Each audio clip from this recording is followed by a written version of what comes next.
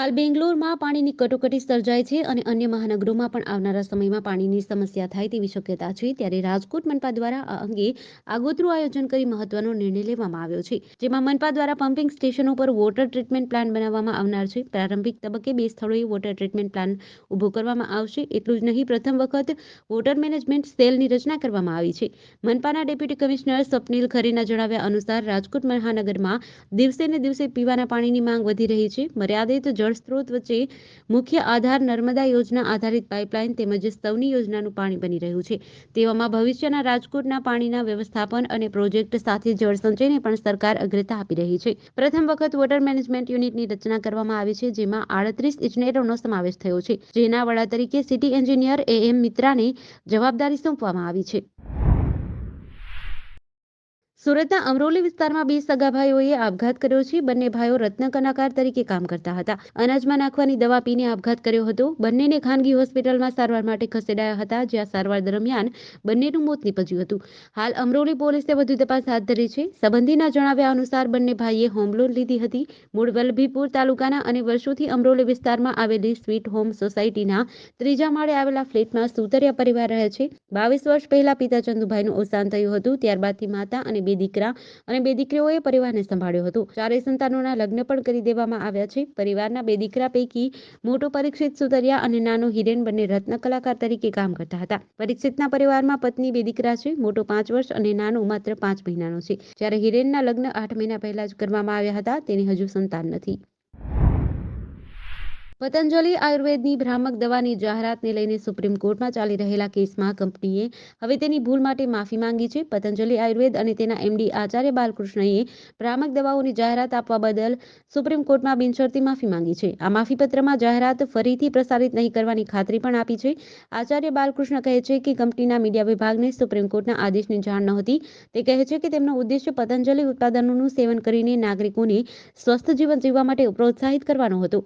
કોર્ટે પતંજલિ આયુર્વેદની ભ્રામક દવાની જાહેરાતના કેસમાં સ્વામી રામદેવ અને પતંજલિના MD આચાર્ય બાલકૃષ્ણને 2 એપ્રિલના રોજ કોર્ટમાં હાજર થવા જણાવ્યું છે. કંપની અને આચાર્ય બાલકૃષ્ણએ નોટિસનો જવાબ દાખલ કર્યો ન હતો, જેના કારણે આ આદેશ જાહેર કરવામાં આવ્યો હતો.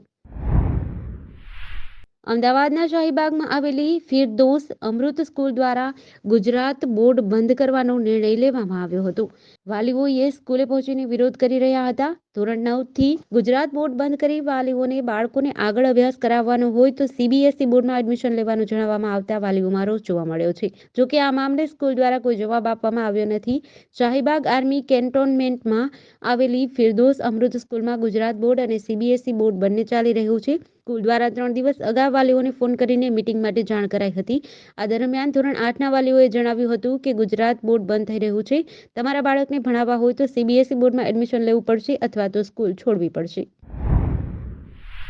રાજકોટમાં સતત બીજા દિવસે અકસ્માતની ઘટના સામે આવી છે, જેમાં શહેરના 150 ફૂટ રિંગ રોડ પર રામાપીર ચોક બ્રિજ પર પૂરપાટ ઝડપે જતી કારના ચાલકે બાઇક ચાલકને અડફેટે લેતા બાઇક ચાલક આધેડનું ઘટના સ્થળે મોત થયું હતું. પરંતુ કાર ચાલક અકસ્માત સર્જી નાસી છૂટ્યો હતો. આ દરમિયાન આગળ બ્રિજથી નીચે ઉતરતાની સાથે જ તેની કાર વીજપોલ સાથે અથડાઈ હતી. જે બાદ પોલીસને તાત્કાલિક જાણ કરવામાં આવતા પોલીસે કારમાં સવાર બંને શખ્સોની અટકાયત કરી મૃતકના પરિવારજનોની ફરિયાદ લેવા તજવીજ હાથ ધરી છે. મૃતક કિરીટભાઈ નાસ્તાની લારી ચલાવી પરિવારનો ગુજરાન ચલાવતા હતા. આજે વહેલી સવારે 4 વાગ્યા આસપાસ મિત્ર સાથે ચા પી છૂટા પડી ઘરે જતા હતા. દરમિયાન રસ્તામાં અકસ્માત સર્જાતા તેઓ ઘરે પહોંચી શક્યા ન હતા અને તેઓ મોતને ભેટ્યા હતા.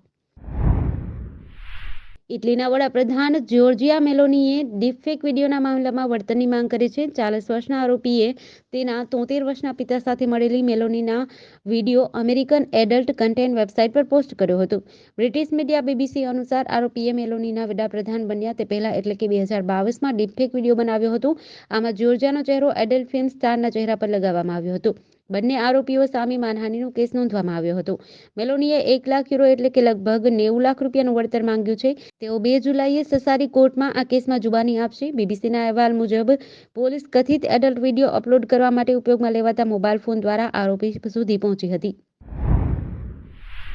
જયપુરમાં ઘરમાં લાગેલી આગમાં એક પરિવાર જીવતો પડતું થયો હતો. આ ઘટનામાં માતા-પિતા સહિત 3 બાળકોના મોત થયા હતા. ફાયર બ્રિગેડની મદદથી વિશ્વકર્મા પોલીસ સ્ટેશને આગ પર કાબૂ મેળવીને બળેલા મૃતદેહોને બહાર કાઢ્યા હતા. પોલીસે 5 મૃતદેહોને પોસ્ટમોર્ટમ માટે કણવટિયા હોસ્પિટલના શબઘરમાં રાખ્યા છે. એસએચઓ રાજેન્દ્ર શર્માએ જણાવ્યું હતું કે દુર્ઘટના ગુરુવારે સવારે લગભગ 7:30 વાગ્યે જેસલિયા ગામમાં બની હતી. આ પછી જ્યારે ટીમ ઘટના સ્થળે પહોંચી હતી ત્યારે સિલિન્ડરમાં આગ લાગી હતી.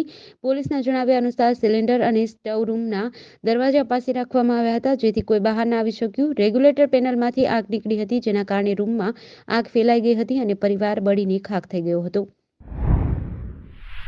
ISIS India chief Harish Ajmal Faruqui અને તેના સહયોગીની આસામ એસટીએફ દ્વારા ધુબરી સેક્ટરના ધર્મશાલા વિસ્તારમાંથી ધરપકડ કરવામાં આવી છે.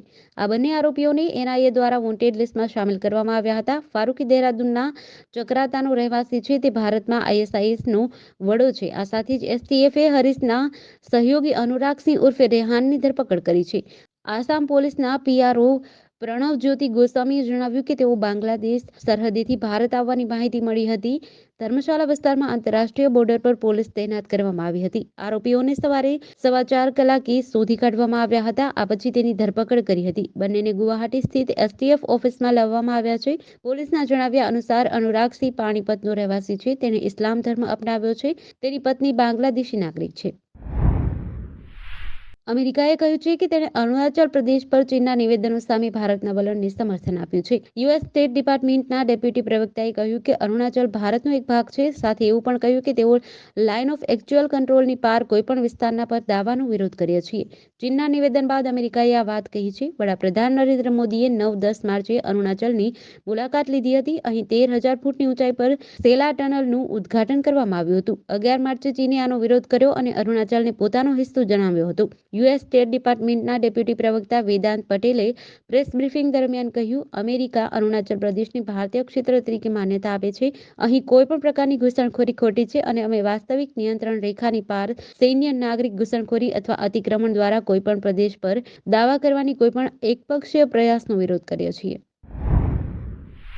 હિંમતનગર નગરપાલિકાની કાટવાડ રોડ પર આવેલ ડમ્પિંગ સાઇટ પર ફરી એકવાર આગ લાગી હતી, જેને લઈને ફાયર વિભાગ સ્થળ પર પહોંચી પાણીનો મારો શરૂ કર્યો હતો. ગઈકાલે સાંજે લાગેલી આગ બુઝાવવા 12 કલાકની જહેમત ઉઠાવી હતી, જેમાં 1,80,000 લીટર પાણીનો મારો ચલાવી આગ કાબૂમાં લીધી છે. હિંમતનગર નગરપાલિકાની ડમ્પિંગ સાઇટ પર બુધવારે સાંજે 4 વાગ્યાના સુમારે આગ લાગી હતી. જોતજોતામાં આગ પ્રસરી હતી. ભીષણ આગ લાગવાને લઈને હિંમતનગરના ફાયર વિભાગને જાણ થતાં 3 ફાયર ફાઇટર અને 15 કર્મીઓ સ્થળ પર પહોંચ્યા હતા અને પાણીનો મારો શરૂ કર્યો હતો. ગુરુવારે સવારે 4 કલાક સુધી 12,000 લીટરનું એક ફાયર તેવા 15 ફાયર ફાઇટર વડે 1,80,000 લીટર પાણીનો મારો ચલાવી આગ પર કાબૂ મેળવ્યો હતો.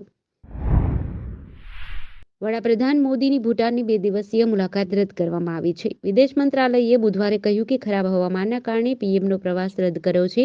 હવે બંને દેશો આ મુલાકાત માટે નવી તારીખો નક્કી કરશે. પીએમ મોદી આજે 21 માર્ચે પાડોશી દેશ ભૂટાનની 2 દિવસીય મુલાકાતે જવાના હતા. વિદેશ મંત્રાલય દ્વારા જારી કરાયેલા નિવેદન અનુસાર ભૂટાનના પારો એરપોર્ટ પર ખરાબ હવામાનના કારણે 21-22 માર્ચ 2024ના રોજ પીએમ મોદીની ભૂટાનની રાજકીય યાત્રાને મુલતવી રાખવાનો નિર્ણય લેવાયો છે. ભૂટાનના વડાપ્રધાન તોબગે હાલમાં જ 5 દિવસની ભારત મુલાકાતે હતા. જાન્યુઆરી 2024માં પીએમ બન્યા બાદ આ બાદ તેમની પ્રથમ વિદેશ યાત્રા હતી. પોતાની મુલાકાત દરમિયાન તોબગે રાષ્ટ્રપતિ દ્રૌપદી મુર્મુ, પીએમ મોદીને મળ્યા હતા. તેમણે અનેક કાર્યક્રમોમાં પણ ભાગ લીધો હતો. તોબગેએ ઉદ્યોગના અનેક અગ્રણીઓ સાથે બેઠકો પણ યોજી હતી.